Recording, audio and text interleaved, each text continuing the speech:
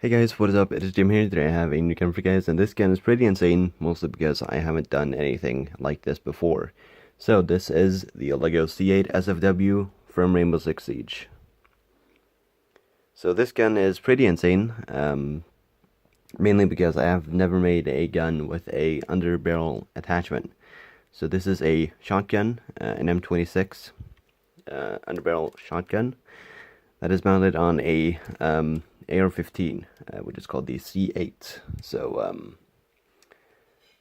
this gun is used by Buck. This is a special feature. You can use it as a breach shotgun, going through barricades, or just finishing off people, like I do. So, anyways, let's just remove this and start going over the AR. And without the shotgun, it just turns into a little cover on the back, or on the bottom, I mean. So, let's just go over the gun. Here we have the stock, which I'm really happy with. Super happy with this kind of sloping piece around here. We have the butt plate right there. We have a sling mount. We also have some sling mounts there and there. We have the button or a lever, I guess you could say, to retract the stock. So it's got some slopes for some comfort and design. And you just pull out and then it locks into the positions. This is the longest one. So it's the one that I'd at least have to use if I wanted to use the shotgun with the gun, because that's the only time it's actually sturdy, because I can lean it against my shoulder. But this stock does work really well. Super sturdy, comfortable, good looking. Love it. Absolutely love it. Here's the charging handle, which is nothing too special, because I wasn't able to do too much special with it, but it does work like it should. We have the charm mount right here. The rear sight, which is nothing too special. It's got a little adjustment knob. I'll show you the sights a bit later. We have the fire selector, which has safety, sub-automatic, and full automatic. In game, the gun is best on semi-automatic because the recoil of this thing is insane. So here we have the grip, which is super comfortable, and it's got slopes on both sides. It's also got tape, which is just for recording reinforcement. I never use tape to have as an attachment mechanism without having some Lego aspect of attaching it. So when I use tape, it's just to reinforce for recording so that my guns don't break. So if we go over to the other side, we have the forward assist here, which is to help the charging handle, or bolt, I mean, to go forwards if it gets stuck. We have the brass deflector and the dust cover. So there's the bolt right in there. We can of course pull it back.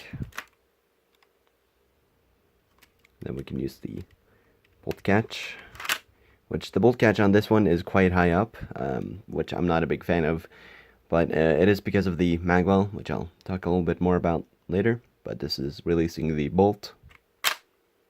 Pretty snappy, not at the level of the MP9, but it's still really good. Here we have the Magwell, which is made in a bit of a different way than I usually do. Usually I have slopes all the way up to here, but this time I didn't.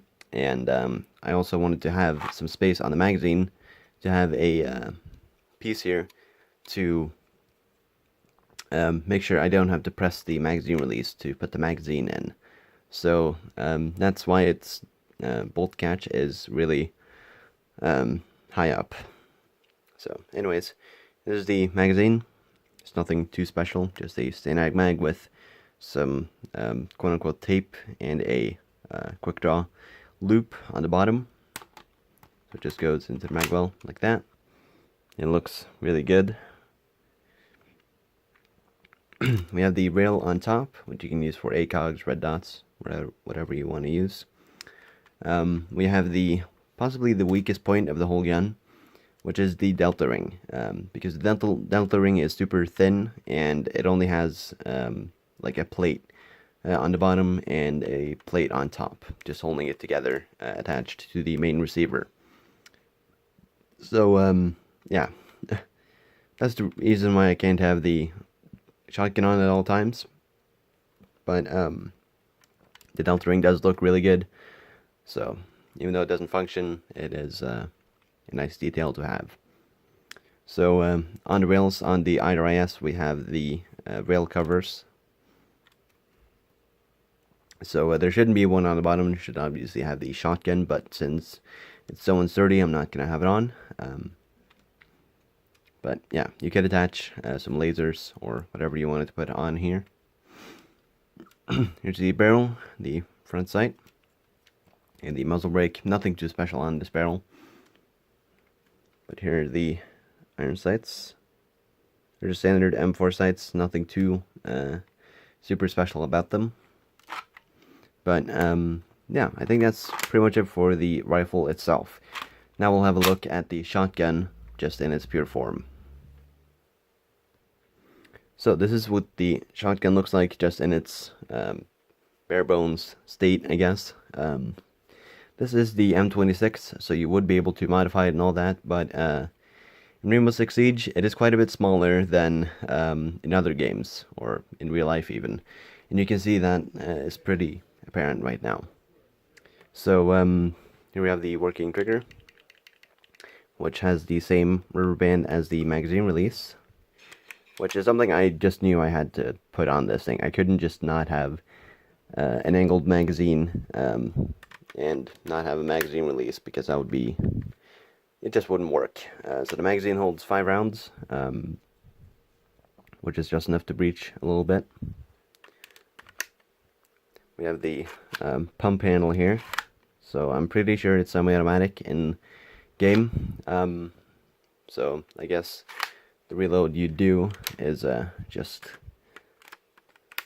like that, but I'm not too sure. I don't really look at that when I'm playing the game, so that's the bolt moving right there.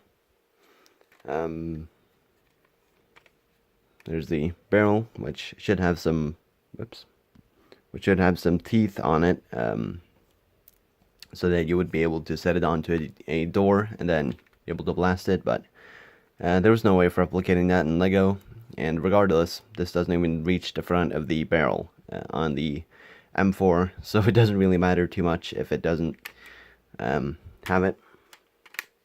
Same goes for the one in Rainbow Six Siege. So yeah, anyways, to close off the video, we'll attach this and we'll be done.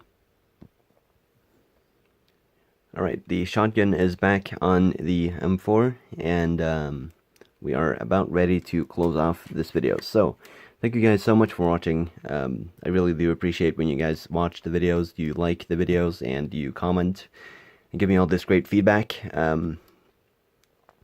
So I would like to give a shout out to Sammy, who's been commenting on pretty much every video of mine and giving great feedback on my guns and my videos, and I really do appreciate it, so I thought I would have to give him a shout out for it. And yeah, that's pretty much it, and I will see you guys. Goodbye.